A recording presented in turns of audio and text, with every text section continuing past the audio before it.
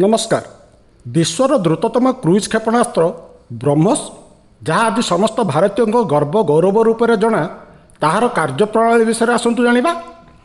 क्षेपणास्त्र दुई प्रकार, गोटे हूँ बालास्टिक जहाँ एक अर्धवृत्ताकार पथरे गति करे। यह वायुमंडल बाहर को जाई शत्रुर लक्ष्य को निशान करी पुणी थे वायुमंडल भितर प्रवेश कर लक्ष्य को ध्वंस करें। किंतु क्रुज क्षेपणास्त्र वायुमंडल भितर ही गति करी शत्रुर लक्ष्यपथ को निशान करें। ब्रह्मोस क्रुज क्षेपणास्त्र रूस और भारतर मिलित सहयोग प्रस्तुत होती।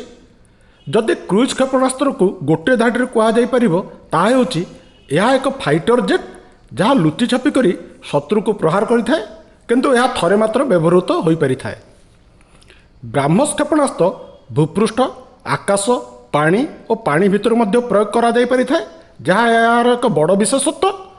आकाश को छाड़ी अन्य तीनोटी ब्रह्मोस मिसाइल पछरे एक रॉकेट बुस्टर लगा जाए, जहाँ ब्रह्मोस को एक निर्दिष्ट उच्चता प्रदान करे और तत्पर यार मुख्य इंजिन रामजेट इंजिन प्रज्वलित होता है। यही रामजेट इंजिन रूस द्वारा विकसित।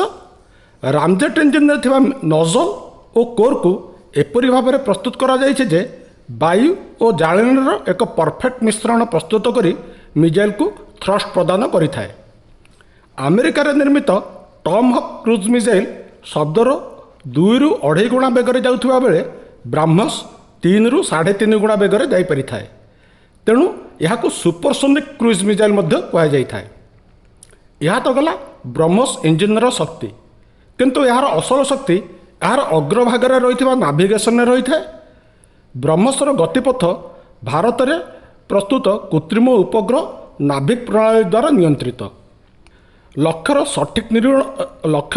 सठिक निरूपण पाई एथिरे एक मानचित्र मध्य रही है।